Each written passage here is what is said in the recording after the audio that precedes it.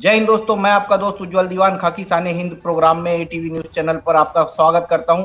आज आप देख रहे हैं छत्तीसगढ़ के बहुत अहम मुद्दे पर हम चर्चा करने वाले हैं। ये अहम मुद्दा ये है, छत्तीसगढ़ के पुलिस विभाग में पदस्थ डीजीपी श्री अशोक जुनेजा जी का कार्यकाल खत्म हो रहा है और बहुत ही जल्द एक नए डीजीपी को इस प्रदेश में कार्यभार मिलने वाला है। इस बात की कयास लगाई जा रही है, लेकिन एक तरफ नए डीजीपी की खोज चालू है, जिसकी रेस में 5 डीजीपी रैंक के अधिकारी अभी छत्तीसगढ़ में मौजूद हैं। और एक तरफ ये भी सुनने के लिए आ रहा है कि छत्तीसगढ़ राज्य में अशोक जुनेजा जी को दोबारा एक्सटेंशन दिया जा सकता है। 6 माह का दोबारा एक्सटेंशन यदि उन्हें दिया जाता है तो जो 5 डीजीपी रैंक के अधिकारी हैं वो फिर से 6 महीने तक डीजीपी बनने के लिए इंतजार करते रहेंगे और तब तक फिर कोई नया उस पद का एक और उत्तराधिकारी आ सकता है। तो ये इस मुद्दे पे आज हम चर्चा करेंगे। हमारे साथ चर्चा के लिए भारतीय जनता पार्टी से श्री गौरीशंकर श्रीवास जी हैं और कांग्रेस पार्टी से श्री आशीष यादव जी हैं। तो बहुत ही अहम मुद्दा है, आप दोनों का यहाँ पर बहुत बहुत स्वागत है सर। और बहुत ही गंभीर और बहुत ही अहम मुद्दे पर जब हम चर्चा कर रहे हैं तो चूंकि गौरीशंकर श्रीवास सर आप सत्तारूढ़ पार्टी से हैं और कांग्रेस मुख्य विपक्षी पार्टी है, डीजीपी क्योंकि कांग्रेस के कार्यकाल में भी अशोक जुनेजा जी ही बने थे, बाद में बीजेपी की पार्टी आई और बीजेपी की सरकार बनी और फिर अशोक जुनेजा जी को 6 महीने का एक्सटेंशन दिया गया और अगला 6 महीने फिर से एक्सटेंड करने की बारी आ रही है। अभी रेस में मैं कौन कौन है पहले बता देता हूं। रेस में है आज के डेट में बहुचर्चित नाम श्री जीपी सिंह जी, क्योंकि उनको सुप्रीम कोर्ट से डायरेक्ट क्लीन चिट दे दी गई है, कैट से क्लीन चिट दे दी गई है और अब वो प्रबल दावेदार माने जा रहे हैं।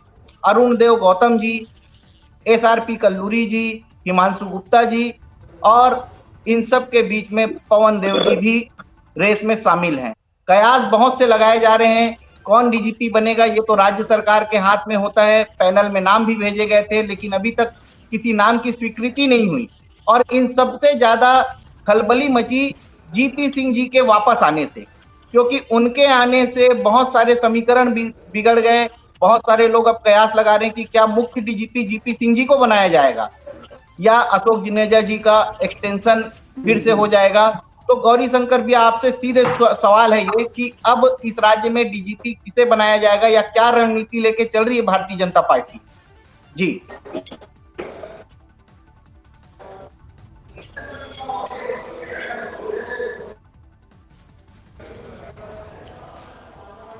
आवाज आ रही है अब तक?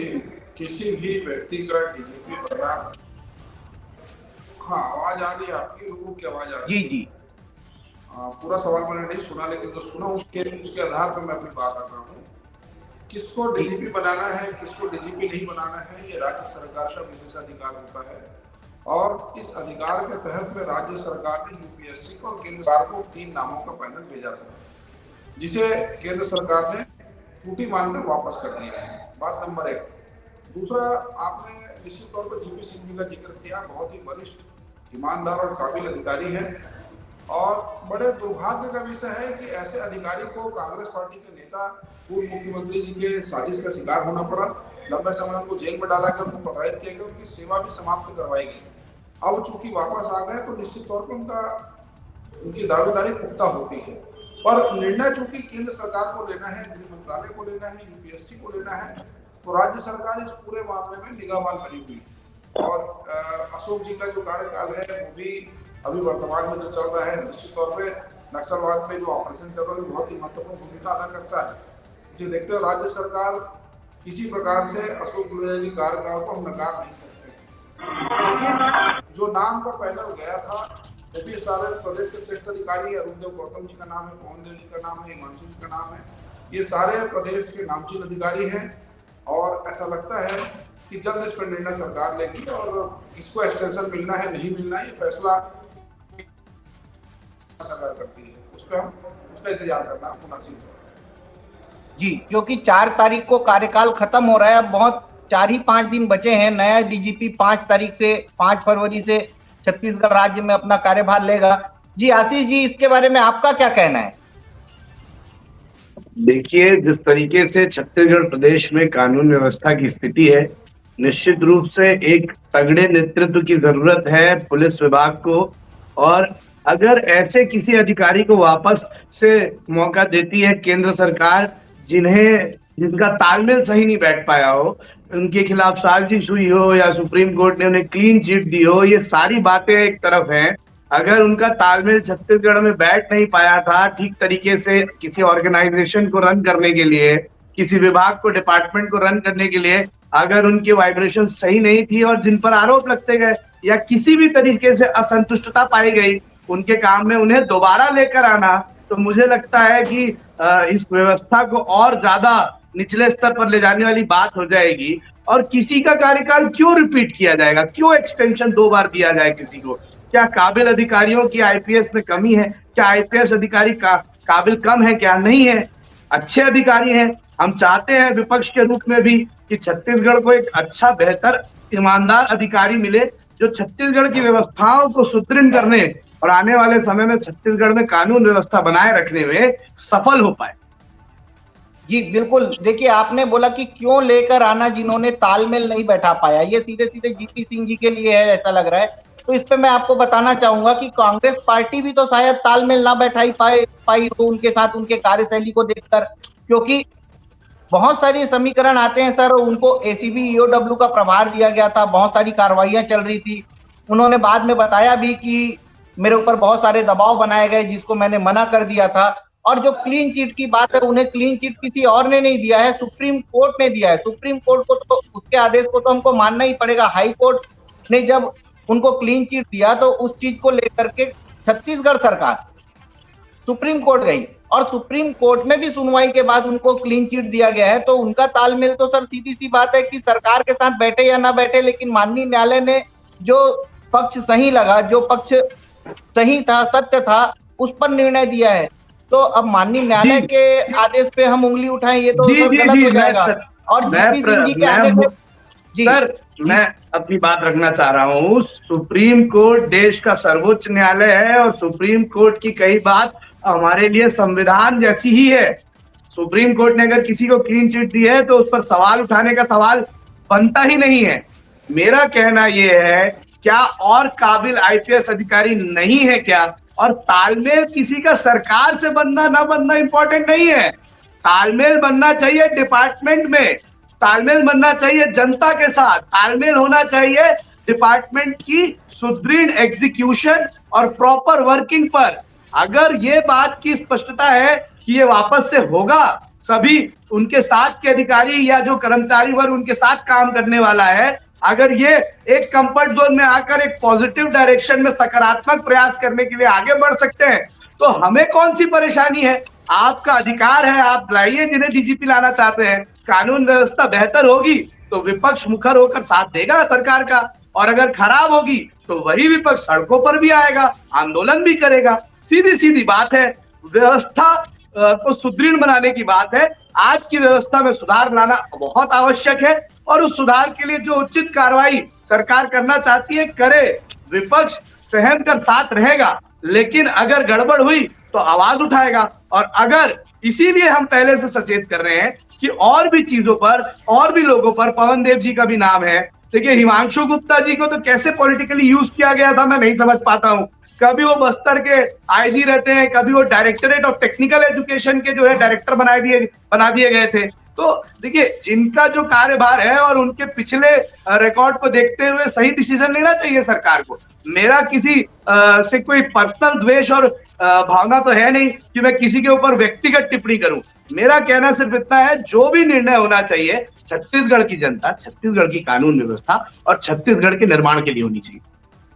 जी बिल्कुल। श्रीवास जी, मेरा सवाल आपसे है कि अशोक जुनेजा जी के ऊपर बहुत प्रकार के आरोप भी लगे, उन आरोपों को दरकिनार करते हुए भारतीय जनता पार्टी ने उनको एक्सटेंड किया। अभी कुछ मीडिया चैनल्स और कुछ पत्रकार ग्रुप भी अभी उन पुराने आरोपों को दिखा रहे हैं, लोगों को फिर से बता रहे हैं कि क्या ऐसा होगा। देखिए, ग्राउंड में तो काम जवान करते हैं और उसके ऊपर मॉनिटरिंग तो होती है। अभी तो ऐसा लग रहा है कि जो नक्सल मुद्दे पे लड़ाइयां चल रही हैं वो सीधे केंद्र की मॉनिटरिंग से चल रही हैं, पूरे केंद्र के आदेश पे चल रहा है। जो बहुत सारी चीजें देखने को मिल रही है, समझ में आ रही है। अमित शाह जी डायरेक्ट मॉनिटरिंग कर रहे हैं क्योंकि केंद्रीय गृह मंत्री होने का फर्ज वो अपना पूरा अदा कर रहे हैं। इन सब चीजों को देखने के बाद में एक्सटेंड करना और जीपी सिंह जी का वापस आना, क्या समीकरण बैठ रहा है छत्तीसगढ़ के पुलिस विभाग में और किनको ज्यादा प्रमुखता से छत्तीसगढ़ सरकार प्रमोट करेगी? जी श्रीवास जी।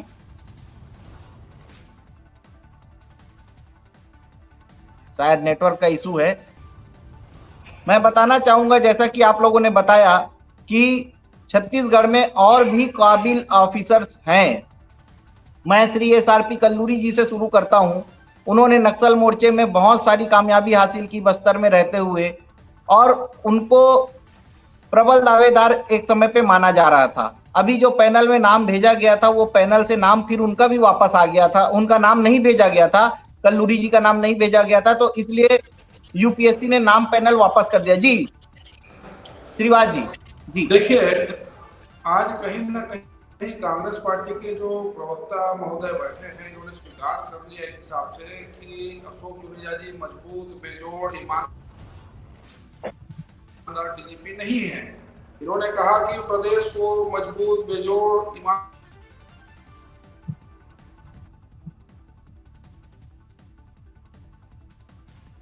नेटवर्क का इशू है, नेटवर्क का इशू है। तब तक कि मैं आगे बढ़ता हूं अपने में। तो उन्होंने नक्सल मोर्चे पे बहुत सारी कामयाबियां हासिल की। इसके बाद मैं आता हूं दूसरे लाइन पर, जब छत्तीसगढ़ में जीपी सिंह जी दुर्ग में, रायपुर में आईजी का पदभार संभाले, योजना प्रबंध का पदभार संभाले और बहुत सारी चीजों पर उन्होंने वर्किंग की।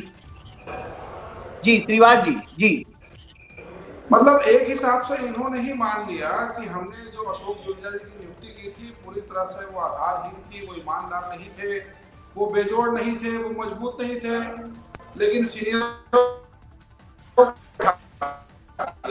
दूसरा महत्वपूर्ण बात है यादव जी को जो छत्तीसगढ़ आईपीएस का जो ग्रेड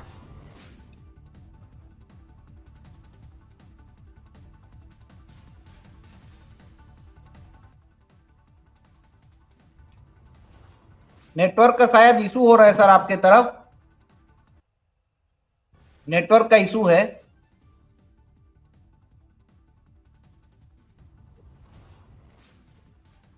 आवाज आ रही है सर मेरी?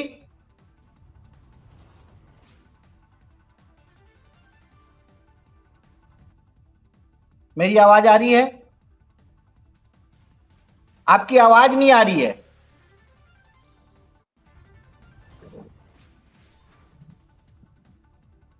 तो मैं आगे बढ़ता हूं। जीपी सिंह जी के पास आया था मैं। उन्होंने योजना प्रबंध में काम किया और छत्तीसगढ़ पुलिस के लिए बहुत सारे अहम निर्णय लिए उन्होंने।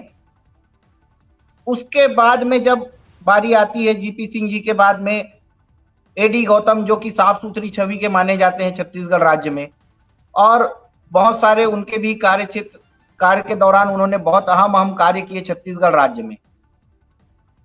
तीसरे पवन देव जी के लिए, पवन देव जी भी प्रबल दावेदार माने जा रहे हैं। उनके ऊपर भी जो कुछ आरोप लगे थे वो भी क्लीन चिट हो गए हैं। तो कहीं ना कहीं पवन देव जी की भी दावेदारी दिख रही है और मोस्ट सीनियर में भी उनका नाम आ रहा है। हिमांशु गुप्ता जी अभी वर्तमान में जेल के प्रभार में है, जेल डीजी के प्रभार में है और जेल डीजी का पूरा अपना दायित्व तो अच्छे से निभा रहे हैं वो। तो आशीष जी, इन सबको देखने के बाद में आपको क्या लगता है कि इनमें से जो अभी वर्तमान में छत्तीसगढ़ राज्य में 4 डीजीपी का पद खाली है, मतलब होता है 4 डीजीपी का पद होता है, जिसमें श्री अशोक जुनेजा जी का कार्यकाल लगभग अब खत्म होने पे आ गया है, तो फिर 3 तो पहले से हैं, हिमांशु गुप्ता जी हैं, पवन देव जी हैं और अरुण देव गौतम जी हैं।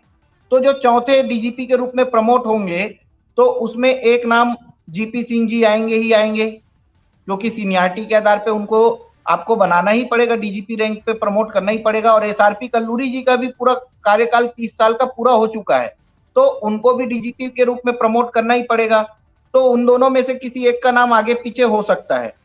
लेकिन यदि जीपी सिंह जी के आने से मेरा सवाल यही बार बार आके रुक रहा है कि क्या राजनीतिक भूचाल आ सकता है? क्या पुलिस विभाग में कुछ ऐसा नया देखने को मिल सकता है जिसके कारण कुछ चीजें बदलाव होंगी? क्योंकि इतने सारे आरोप और दाग लगने के बाद उन सब से क्लीन चिट होकर आना राज्य सरकार को भी सोचने का एक सवाल पैदा कर दिया है कि क्यों ना हम इनके ऊपर अब विचार करें, जो मुझे समझ आ रहा है, जो मुझे दिख रहा है। जी आशीष जी। देखिए, ऐसा है कि जो आपने कहा वो उस बात से मैं पूरा एग्री करता हूँ। पूरी बात आपकी एकदम सही है कि जीपी सिंह जी और कल्लूरी जी इनको प्रमोट तो करना ही होगा, इनको प्राथमिकता देनी होगी। और किसी भी आईपीएस अधिकारी के किरदार पर सवाल नहीं खड़ा करना चाह रहा हूं। मैं ये कहना चाह रहा हूँ कि देखिए, कानून व्यवस्था की स्थिति जर्जर है। इस बात को अगर सरकार भी एक्सेप्ट करे कि हाँ, कहीं चूक हो रही है, कहीं कमी रह जा रही है, उसको सुधारना जरूरी है, तो शायद इस दिशा में सही नियत से जो है एक नीति बना पाएगी सरकार। और अभी गौरीशंकर भैया मेरे आदरणीय बड़े भाई हैं और वरिष्ठ प्रवक्ता हैं, लेकिन वो मेरे मुख पर अपने शब्दों को डालने की कोशिश कर रहे थे कि मैं कह रहा हूं कि अभी बेजोड़ नहीं है डीजीपी साहब, और ऐसा कुछ भी नहीं है। पिछले बार हमने देखा, हमारी सरकार रही, यही डीजीपी थे, कानून व्यवस्था सुदृढ़ चल रही थी। आप आए सरकार में, कहीं डिपार्टमेंट्स बदले, मंत्रियों का भी हो सकता है कि कुछ दखल अंदाजी हो, या उनके भी नेतृत्व क्षमता के ऊपर निर्भर करता है कि किस तरीके से कानून व्यवस्था सुदृढ़ चल पाएगी किसी भी प्रदेश में। तो अगर आज इसकी जरूरत महसूस हो रही है तो हम पॉइंट आउट नहीं कर रहे हैं कि आप ये अधिकारी बदल दीजिए तो सब ठीक हो जाएगा। साहब, अधिकारी बदलने से तो कुछ ठीक होगा नहीं। आप अपनी व्यवस्था बदल लीजिए, आप अपनी नीति और नियत बदल लीजिए, तो ज्यादा बेहतर रिजल्ट आप लेकर आ पाएंगे। कोई भी आईपीएस अधिकारी जो है वो एक अपने आप में सक्षम अधिकारी है और अपने आप में परिपक्व है प्रदेश में कानून व्यवस्था बनाए रखने में। अगर पुलिस चाह ले तो किसी मंदिर के सामने से एक चप्पल भी चोरी ना हो। और अगर छत्तीसगढ़ में ऐसी घटनाएं दिख रही हैं जिन पर आप ये आरोप प्रत्यारोप करना कि इस पे कांग्रेस के लोग थे, इसमें फला आदमी इन्वॉल्व था, इसमें ये सारी बातें तो साहब न्यायालय पर छोड़ दीजिए, न्यायालय का फैसला आएगा तो ये साफ हो जाएगा, दूध का दूध पानी का पानी हो जाएगा। लेकिन क्या ऐसी घटना घटनी चाहिए थी? क्या ऐसी घटना हो जाना ही एक सबसे बड़ी बात नहीं है क्या? कानून जो है किसी अपराध को होने से रोकने के लिए है, ना केवल अपराधियों को पकड़ने के लिए। अपराध होने के बाद अपराधी को पकड़ना तो कानून का दायित्व है, पुलिस का दायित्व है, लेकिन अपराध रोकना भी तो जो है कानून व्यवस्था की पहली और फॉरमोस्ट जिम्मेदारी है, जिसे निभाना बहुत जरूरी है। पूरे देश में इस बात को काले दिन की तरह ही लिया गया कि अगर कहीं कोई एसपी कार्यालय जल गया, कलेक्ट्रेट कार्यालय जल गया, इतनी बड़ी आगजनी हो गई, तो वो भी बताने के बावजूद कि 7,000 लोग कार्यक्रम करने वाले हैं। इंटेलिजेंस फेलियर को मानना चाहिए, एडमिनिस्ट्रेटिव फेलियर को मानना चाहिए। वहां पर तैयारियां उस तरीके से नहीं की गई कि इस घटना को रोका जा सके। इसके पीछे के बैकग्राउंड में जो राजनीतिक षड्यंत्र और पॉलिटिकल एनालिसिस है वो बहुत अलग बातें हैं, लेकिन ये घटना होना अपने आप में दुखद बात थी और विपक्ष को भी दुख हो रहा है। और आम जनता को, छत्तीसगढ़ की जिसने भी इस बात को सुना है, आम जन जो लोगों के बीच में है, वो सुनकर दुखी हुआ। किसी को भी ये इस बात पर जो है खुशी नहीं हो सकती और कोई भी इस बात पर जो है पीठ नहीं थपथपा सकता कि आप इस पर किसको अरेस्ट कर ले रहे हैं और किसको जेल में डाल दे रहे हैं। मुद्दा ये होना नहीं चाहिए था। इसीलिए ये सवाल उठ रहा है कि आप जिन्हें भी लाएं, आप जीपी सिंह जी को वापस है, सुप्रीम कोर्ट ने क्लीन चिट दी है, काबिल अफसर है, मैं बिल्कुल उस पर डाउट नहीं कर रहा हूं, लेकिन क्या उनके असमंजस, उनका अगर सभी लोगों से सामंजस्य नहीं बैठ पाया तो उस दिक्कत पे जो छत्तीसगढ़ की कानून व्यवस्था सबसे निचले स्तर पर अभी तक देखी जा रही है वो और नीचे गिर जाएगी। तो ये नुकसान तो जनता का होगा ना, छत्तीसगढ़ की जनता का नुकसान होगा, छत्तीसगढ़ का एनवायरनमेंट खराब होगा। छत्तीसगढ़ एक शांत प्रदेश की श्रेणी में गिना जाता है आज तक। नक्सलवाद को अगर छोड़ दिया जाए तो क्राइम छत्तीसगढ़ में उस तरीके के क्राइम्स हमने नहीं देखे जो बाकी स्टेट्स में हमें सुनने को मिलता है। लेकिन आज चाकूबाजी की घटनाएं, मैं मानता हूं कि चाकूबाजी की घटनाएं कोई एक साल से नहीं शुरू हुई है, पिछले 4-5 सालों से ही बढ़ते चली आ रही हैं। उसे कंट्रोल करने की हर सरकार संभव प्रयास करती है, लेकिन आज जो हो जाना, कहीं भी बेखौफ किसी भी अपराधी का गोली चला देना, किसी भी पत्रकार को जान से मार देना, किसी ठेकेदार का, ये सारी बातें इस भय को बढ़ा रही हैं कि कहीं छत्तीसगढ़ का माहौल ना बदल जाए। सरकार तो आती जाती रहेंगी, 5 साल के लिए आएंगी फिर बदल जाएंगी, गृह मंत्री और मुख्यमंत्री भी 5 साल के लिए हैं फिर बदल जाएंगे, लेकिन जो जी छत्तीसगढ़ में जनता का नुकसान होगा, जो व्यवस्था का नुकसान होगा, उसे वापस खींच के लाने में शायद उस 5 साल के बजाय 15 साल और लग जाएंगे। सरकार किसी की भी आए, मैं एकदम इस पे स्पष्टवादी होकर बात कर रहा हूं कि किसी भी सरकार के लिए, अगली सरकार के लिए एक चैलेंज होगा कि किसी भी डैमेज को ओवरकम करके वापस से प्रोग्रेस करना, ये किसी भी सरकार के लिए, अगर कांग्रेस की सरकार आती है तो उनके लिए भी, और भारतीय जनता पार्टी आती है तो उनके लिए भी तो बहुत ज्यादा, क्योंकि उन्हीं के समय पे डैमेज और हो रहे हैं। ये एक मैं नहीं कह रहा कि भारतीय जनता पार्टी इसमें सीधे तौर पर जिम्मेदार है, वो तो भैया जाके अपराध नहीं कर रहे हैं, लेकिन ये होना एडमिनिस्ट्रेशन फेलियर है। इस कमी को मानना चाहिए, इस कमी को सुधारना चाहिए सरकार को। जी बिल्कुल सही बात है, क्योंकि कोई भी कार्रवाई होती है उसके लिए मुखिया जब वाहवाही लेता है तो मुखिया को जिम्मेदारी भी लेनी पड़ेगी। जब अच्छे कार्य की वाहवाही मुखिया ले सकता है, डीजीपी हर उस क्षेत्र में जाके अपनी वाहवाही ले लेते हैं कि हाँ भाई इतने नक्सली हमने मारे, इस जगह पे अपराध में हमने रोकथाम की, हमने इतने अच्छे अच्छे कार्यक्रम किए, तो डीजीपी की वाहवाही होती है। तो जब कानून व्यवस्था लचर होती है तो डीजीपी की जिम्मेदारी तो बनती है कि उन्हें अपनी जिम्मेदारी सामने से आकर लेनी चाहिए कि हाँ मेरी फेलियर है और मेरी कमजोरी है। ये बात तो मैं बिल्कुल आपसे सहमत हूँ जी, कि जवानों के बलिदान का सम्मान आप लेते हैं तो कहीं ना कहीं उस नुकसान की जिम्मेदारी तो आपकी बनेगी। जी, और बहुत ही ज्यादा जरूरी बात हो जाती है सर कि बार बार एक्सटेंड करने से जो योग्य और काबिल अधिकारी हैं, किसी एक अधिकारी को हम बार बार एक्सटेंड करेंगे तो जो जिनकी योग्यता है, अब देखिए सब सीनियर अधिकारी हैं, मोस्ट सीनियर अधिकारी, किसी की सर्विस 2 साल बची, किसी की 3 साल बची है। अब जब उनका प्रमोशन का टाइम आएगा और अपने चहेते को या अपने सिस्टम में बैठे हुए आदमी को हम जब बार बार एक्सटेंड करेंगे तो योग्य आदमी कहाँ जाएगा। और छत्तीसगढ़ में, या मैं बोलता हूँ कोई भी आईपीएस या आईएएस रैंक का जो अधिकारी होता है, ये बहुत बड़ा पद होता है और इनके लिए ये अपना दर्द भी किसी को नहीं बता सकते। इनके साथ में बहुत तकलीफ ये हो जाती है कि अपना दर्द कहीं नहीं बता सकते कि हमारे साथ ऐसा हो रहा है। तो कहीं ना कहीं इनको बहुत तकलीफ हो रही है सर। जो योग्य हैं और जो मोस्ट सीनियर हैं उनको तकलीफों का सामना करना पड़ रहा है और वो बोल भी नहीं पा रहे हैं अपनी तकलीफों को। निश्चित रूप से इस मामले में राजनीति को परे रखकर निर्णय लेना चाहिए, पर यह दुर्भाग्य है कि सरकार किसी की भी हो, कोई भी हो, इन मामलों में राजनीति की जो सीमा है वो अब हर बार सीमा लांघ कर आगे चले जाती है और उसका नुकसान किसी और को भुगतना पड़ता है। क्योंकि आईपीएस अधिकारियों की, काबिल आईपीएस अधिकारियों की कमी हमारे ना तो छत्तीसगढ़ प्रदेश में है ना हमारे देश में है, पर भी अगर बार बार उन्हीं को मौका दिया जाएगा जो पॉलिटिकल टूल बनने में कहीं मदद करने निकल जाते हैं, तो नुकसान छत्तीसगढ़ का होगा। जी बिल्कुल सर, इस बात से मैं बिल्कुल आपसे सहमत हूं कि छत्तीसगढ़ का नुकसान और दिख रहा है कि आपसी क्लेश, आपसी कलह जब दिखने लगती है तो उसका नुकसान राज्य की जनता को ही होता है। और पता नहीं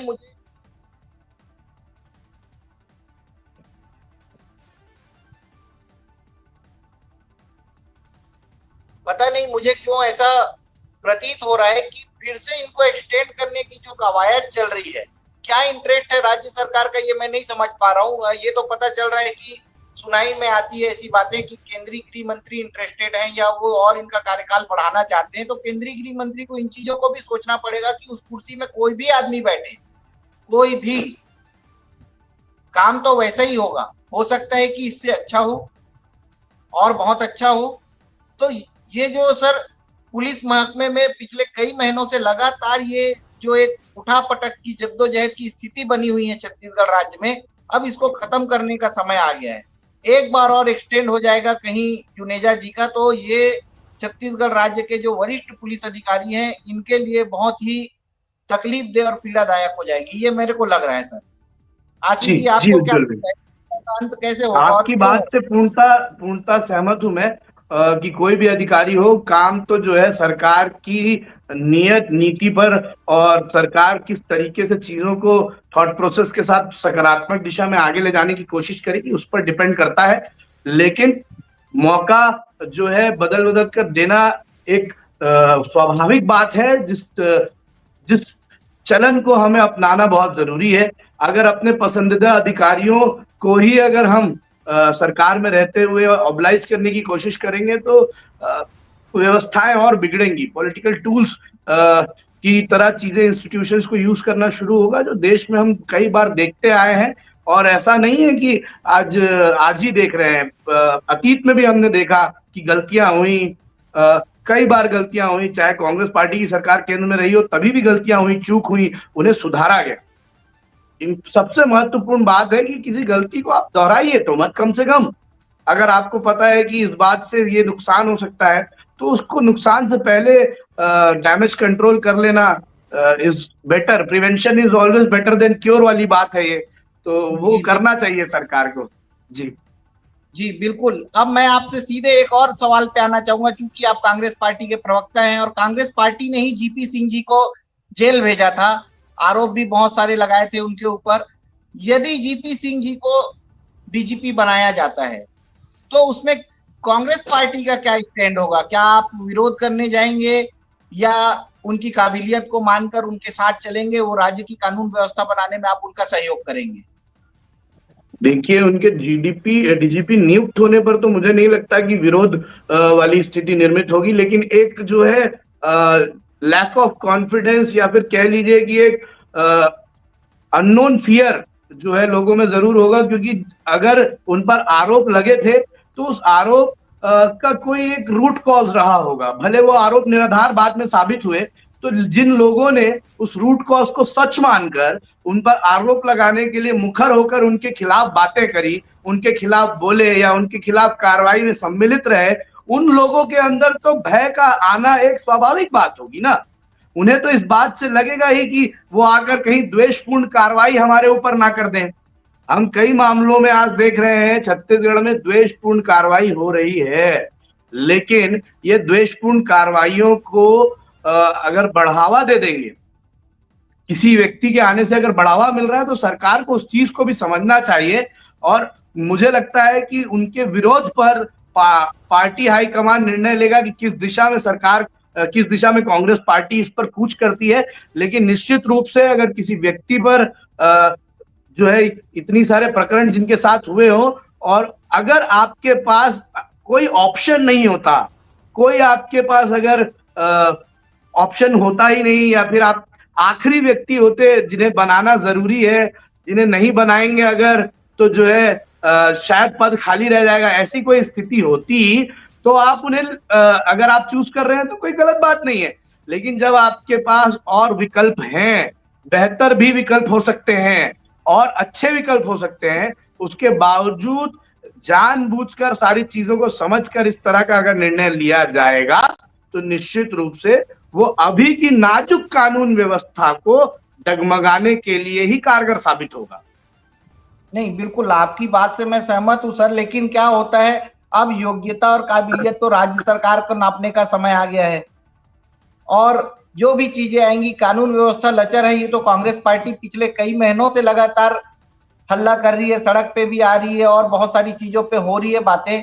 जुनेजा जी को एक्सटेंड करने की जो बातें आती है तो जो सीनियर मोस्ट अधिकारी है उनके दिल की धड़कनें अपने आप बढ़ जाती हैं, वो चाहे या ना चाहे, क्योंकि सब अपना नंबर का इंतजार कर रहे हैं। किसी राज्य का मेन डीजीपी बनना बहुत बहुत कम लोगों को ये मौका मिल पाता है, क्योंकि फिर जब तक के टाइम आता है और साथ में बैचमेट होते हैं तो एक आध साल का ही अंतर रहता है, ज्यादा से ज्यादा 6 महीने का। उस बीच में 20 लोगों में किसी एक व्यक्ति को मौका मिल पाए तो बहुत बड़ी बात होती है उस बैच की। और उस इतने संघर्ष के बाद में सब आके बॉर्डर लाइन पे खड़े हुए हैं, बस विनर मैं बनूं, रस्सी टूट नहीं रही है लोगों से जो विनिंग लाइन की रस्सी है उसको कोई क्रॉस नहीं कर पा रहा है। तो बीजेपी की मंशा क्या है ये तो मैं भी अभी तक नहीं समझ पाया हूं, क्योंकि एक बार एक्सटेंड करने के बाद दोबारा तो ये चीजें सवाल आने ही नहीं चाहिए थी। योग्य हैं जो भी मोस्ट योग्य हैं, मैं बोलता हूं जिसको आपको अच्छा लगता है आप उसको बैठा दीजिए। समीकरण बदल गए इसलिए कि जीपी सिंह जी आ गए हैं, नहीं तो समीकरण नहीं बदलते, एसआरपी कल्लूरी जी का इंटर होना बहुत आसानी से हो जाते वो। तो चीजें तो उनके पक्ष में चली रही थी।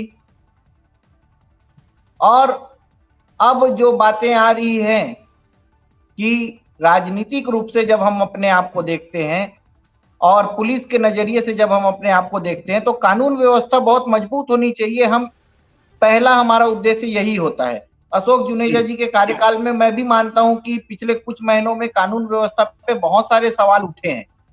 और अब तो भीष्म पितामह का जो वो कैरेक्टर प्ले कर रहे हैं कि इच्छा मृत्यु प्राप्त थी भीष्म पितामह जी को, और हमारे अशोक जुनेजा जी को इच्छा सेवानिवृत्ति प्राप्त है, ऐसा महसूस होने लगा है मुझे।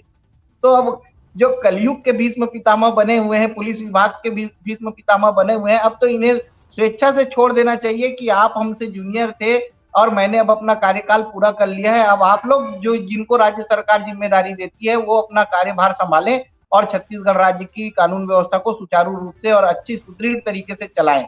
ये मुझे ऐसा प्रतीत हो रहा है। तो इनको खुद छोड़ देना चाहिए, जैसे वहां भीष्म पितामह ने मैदान खुद छोड़ दिया था। तो क्या आपको क्या लगता है? जी, मैं बिल्कुल आपकी बात से सहमत हूँ उज्जवल जी। और जो सरकार की मंशा है, इस पर सवाल उठे, ये भी जो है, देखिए मैं तो विपक्ष में हूँ, मुझे तो इस बात से जो है मुद्दा मिल जाएगा कि मैं सरकार को कहीं ना कहीं घेर पाऊं, सरकार को और तरीकों से सरकार की छवि को धूमिल करने की कोशिश करूं। एक राजनीतिक सोच से अगर मैं समझूं कि अगर वो कोई गलती कर रही है सरकार, तो उस गलती पर मैं उस मुद्दे को उठाऊं और उस मुद्दे को प्रसारित करूं, जो आजकल की पॉलिटिक्स में खराब चलन है उसका सबका उपयोग करूं। बट मैं ये बात को बहुत स्पष्टता से कहना चाहता हूं कि अगर ऐसा होगा, अगर सरकार की मंशा पर सवाल भी उठेंगे, तो वो सवाल उठने से सरकार का बहुत नुकसान होगा और अंत में जो है छत्तीसगढ़ की जनता का नुकसान होगा। जी आज बिल्कुल की सर। कानून व्यवस्था उस स्थिति में है नहीं कि इस पर कोई खिलवाड़ करा जा सके या इस पर कोई किसी तरीके का रिस्क लिया जा सके या कोई दांव खेला जा सके या इस पर कोई बात ऐसी हो कि अरे कुछ बात नहीं, माहौल ठीक हो जाएगा, संभाल लेंगे वाली स्थिति है नहीं। इस पर यह गंभीर मामला है और बहुत संवेदनशील मामला है। इस संवेदनशील मामले में सरकार को इस बात का ध्यान रखना चाहिए। विपक्ष होते हुए कांग्रेस पार्टी पूरी तरह से विपक्ष का काम करेगी, मुखर होकर सत्य को जनता के बीच में लाएगी और सही को सही और गलत को गलत पूरे दमदारी से बोलेगी। और हम भी इंतजार कर रहे हैं कि क्या फैसला आता है। इसके बाद निश्चित रूप से अपनी रणनीति तैयार कर कांग्रेस पार्टी अग्रसर होगी। जी बिल्कुल सर, क्योंकि मैं अभी जितना विश्लेषण कर पा रहा हूं, तो इसमें देखेंगे तो हिमांशु गुप्ता जी शांत छवि के हैं और साफ सुथरी छवि के हैं बिल्कुल। और इसके बाद में अरुणदेव गौतम जी भी बिल्कुल शांत छवि के रहे हैं। और एक जब आ रहा है पवन देव जी का नाम, जो मोस्ट सीनियर हैं, तो एक जगह उनके ऊपर आरोप लगा था, तो सरकार सोचने के लिए एक बार बाध्य हो जाती है कि उनके जो आरोप थे वो सोचने वाली ही बात है। लेकिन अब मैं इन दो जगह पे आके रुकता हूं। जब एसआरपी कल्लूरी जी के पास में आता हूं, तो बस्तर और आप उधर सरगुजा क्षेत्र में देखेंगे नक्सलियों को जिस प्रकार से उन्होंने खत्म किया, एक तरफ से उनकी छवि जो लेके चली थी सरकार, और बहुत तगड़े तरीके से एसआरपी कल्लूरी जी ने अपना काम किया। उनको उनका विरोध का भी सामना करना पड़ा, राजनीतिक विरोध का भी सामना करना पड़ा, बहुत सारी चीजों का विरोध का सामना करने के बाद भी एसआरपी कल्लूरी जी डटे रहे और उभर कर सामने आए। फिर से अपने आप को उन्होंने दिखाया कि मैं कर सकता हूं। और इसी के दौरान जीपी सिंह जी भी लगातार, जब वो जहां जहां आईजी रहे, जहां जहां एसपी रहे, उनकी तेज तर्राट एसपी और आईजी की भूमिका रही। उन्होंने लगातार हर कार्य क्षेत्र में उनका नाम चला, लगातार वो कार्रवाइयों पे कार्रवाई करते रहे। तो कहीं ना कहीं ये जीपी सिंह जी की भी दावेदारी बहुत मजबूत रूप से देखने को मिल रही है हम लोगों को। तो छत्तीसगढ़ राज्य में क्या होगा, कौन डीजीपी बनेगा, ये तो बात की बात है। लेकिन अब सरकार को सोचना चाहिए कि बदलाव का समय आ गया है और बदलाव करना बहुत जरूरी है। नया डीजीपी आप छत्तीसगढ़ राज्य में लाइए और जो 5 डीजीपी रैंक के अधिकारी हैं, जिसमें जीपी सिंह, एडी गौतम, पवन देव, एसआरपी कल्लूरी और हिमांशु गुप्ता, इनमें से किसी एक को राज्य सरकार को डीजीपी बनाना चाहिए। और आप लोगों का क्या राय है हमें कमेंट्स में बताएं। और हमारे चैनल से ज्यादा आप लोग जुड़े रहें। छत्तीसगढ़ की बात में भी मैं आपके साथ आऊंगा और खाकी शाने हिंद प्रोग्राम में मैं आपके साथ लगातार बना रहूंगा। हमारे साथ जो गेस्ट थे उन लोगों का बहुत बहुत धन्यवाद और आप सभी दर्शकों का बहुत बहुत धन्यवाद। हम फिर से खाकी शाने हिंद की अगली कड़ी में आपसे मिलेंगे। तब तक के लिए मुझे आज्ञा दीजिए। जय भारत, जय छत्तीसगढ़, जय जवान, जय किसान।